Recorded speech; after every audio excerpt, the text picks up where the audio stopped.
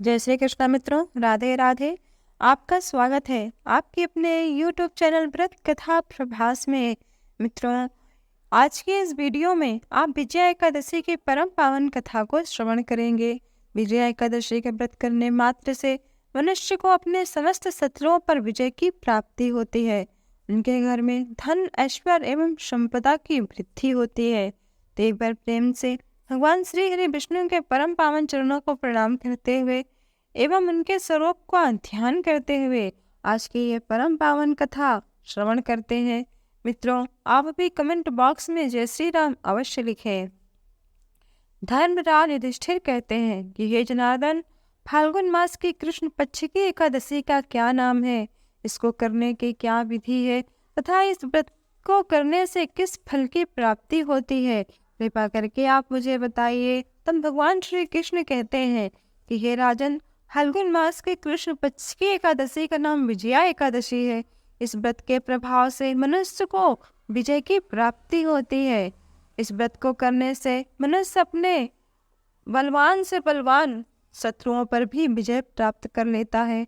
यह सब व्रतों से उत्तम व्रत है, इसलिए इस एकादशी का नाम विजया एकादशी है। इस व्रत की परम पावन कथा जो भी मनुष्य सुनता है उसे के समस्त पाप नष्ट हो जाते हैं और उसे राजसूय यज्ञ के फल की प्राप्ति होती है।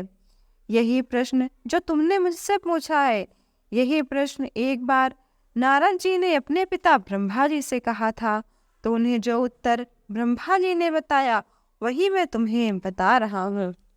ब्रह्मा जी कहने लगे कि हे पुत्र, तुमने लोक कल्याण के लिए यह अति उत्तम प्रश्न पूछा है। अब तुम विजया एकादशी का महात्म्य ध्यान पूर्वक सुनो।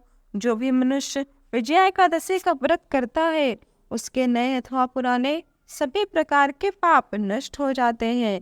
विजया एकादशी का व्रत की जो विधि है वह अत्यंत गोपनीय है, क्योंकि इस व्रत की विधि मैंने आज तक किसी से भी नहीं कही। अतः तुम इससे संबंधित यह परम पावन एवं प्रसिद्ध इतिहास सुनो। इस परम पावन इतिहास को सुनने मात्र से मनुष्य को समस्त प्रकार के सुख स्वतः ही सुलभ हो जाते हैं। त्रेता युग में मर्यादा पुरुषोत्तम जब भगवान श्री रामचंद्र जी ने 14 वर्ष का वनवास पूरा करने को किया, उसी समय भगवान श्री रामचंद्र जी की भार्या सीता जी का हरण हो गया। जब सीता जी का हरण हुआ तब भगवान श्री राम और लक्ष्मण व्याकुल हो वन में इधर उधर माता सीता को खोजने लगे। खोजते खोजते भगवान श्री राम को जटायु मिले। जटायु ने भगवान श्री राम को माँ सीता का पता बताया और पता बताकर वो अमर लोक को प्रस्थान कर गए।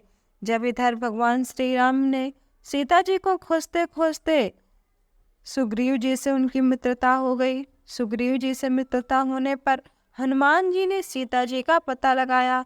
जब हनुमान जी ने सीता जी का पता लगाया तब भगवान श्री राम अपने संपूर्ण वानर सेना के साथ समुद्र के इस पार आ गए। जब भगवान श्री राम ने उस विशाल समुद्र को देखा तो उन्होंने कहा कि इतना बड़ा समुद्र जो अनेक प्रकार के जंतुओं, मगरमच्छ आदि बड़े बड़े एवं विशाल सागरीय जंतुओं से भरा हुआ है, इस विशाल समुद्र को हम कैसे पार करेंगे।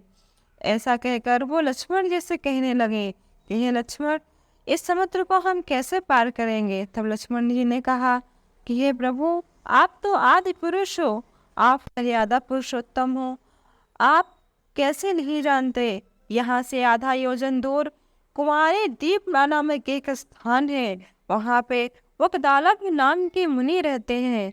उन्होंने अनेकों ब्रह्मा देखे हैं। मित्रों, हमारा एक वर्ष ब्रह्मा जी का एक दिन होता है। जब हमारे यहाँ एक वर्ष बीत जाता है तब ब्रह्मा जी का मात्र एक दिन होता है, और फिर एक दिन बीतता है तो एक रात होती है। तो आप सोचिए कि वकदालक ऋषि ने अनेकों ब्रह्मा देखे हैं तो कितने प्राचीन रहे होंगे। उन्हीं के पास भगवान श्री रामचंद्र जी अपने पूरे मंत्रियों के साथ गए। जब भगवान को आया देख, उन्हें तो अंतर्यामी हैं, वो जान गए ये तो साक्षात नारायण के ही अवतार हैं। तब भगवान को उन्होंने प्रणाम किया और कहा, हे राम, आपका आना कैसे हुआ? श्री रामचंद्र जी कहने लगे कि हे ऋषि, मैं अपने सेना सहित यहाँ आया हूँ और मुझे राक्षसों को जीतने के लिए लंका जाना है, पर आप ही मुझे ये विशाल एवं अगाध समुद्र को पार करने का कोई उपाय बतलाइए। मैं इसी कारण आपके पास आया हूँ। वगदालभ ऋषि बोले कि हे राम, फाल्गुन मास की कृष्ण पक्ष की एकादशी का उत्तम व्रत करने से निश्चय ही आपकी विजय होगी, साथ ही आप समुद्र भी अवश्य पार कर लेंगे। इस व्रत को करने के लिए दशमी के दिन से ही स्वर्ण, चांदी, तांबा या मिट्टी का एक घड़ा बनाए। जो भी आपसे हो सके ऐसा घड़ा बनाए। उस घड़े को जल से भरकर उसमें 5 पल्लव आम के रख दीजिए। आम के पल्लव रखकर उसके ऊपर वेदिका स्थापित करें।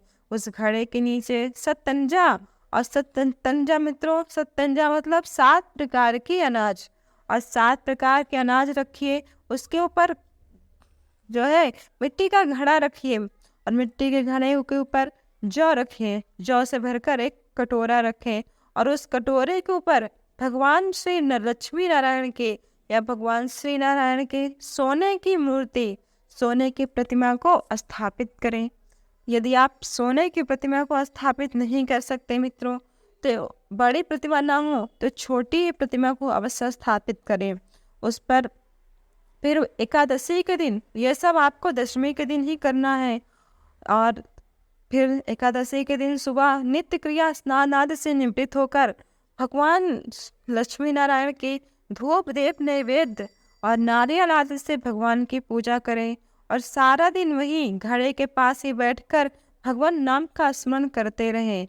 और फिर रात भर जागरण करें वहीं पर बैठकर, घड़े के पास बैठकर।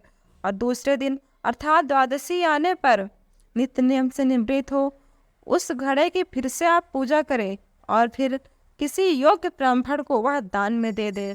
जो भी मनुष्य इस विधि के अनुसार यह व्रत करता है उसकी विजय निश्चित है, वह पृथ्वी पर समस्त मनुष्यों से जीत जाता है। श्री रामचंद्र जी ने भगवान वगदालभ ऋषि के कहने पर यह व्रत को नियम पूर्वक किया। यह व्रत लक्ष्मण जी ने, सुग्रीव जी ने तथा समस्त जो उनके मेन थे सबने यह व्रत किया। और इसका परिणाम मित्रों तो आप सब लोग जानते हैं कि भगवान श्री राम ने रावण को हराकर अयोध्या वापस आ गए। अतः जो भी मनुष्य, भगवान श्री कृष्ण कहते हैं कि जो भी मनुष्य विधि पूर्वक इस व्रत को करेगा उसकी तीनों लोकों में विजय अवश्य होगी। ये ब्रह्मा जी ने यह वृत्तांत, यह रहस्य सबसे पहले नारद जी से कहा था कि हे पुत्र, जो वही मनुष्य इस व्रत के महात्म्य को पढ़ता अथवा सुनता है उसे वाजपेयी यज्ञ की फल की प्राप्ति होती है। फिर द्वापर युग में भगवान श्री कृष्ण के कहने पर युधिष्ठिर ने भी यही व्रत को किया और युधिष्ठिर ने भी कौरवों की विशाल सेना पर विजय प्राप्त कर अपना राज्य वापस पाया। तो जो भी मनुष्य इस परम पावन कथा को पढ़ता अथवा सुनता है उसे भगवान श्री हरि विष्णु के परम धाम की प्राप्ति होती है। एकादशी का व्रत करें मित्रों, तो एकादशी की कथा को अवश्य श्रवण करें।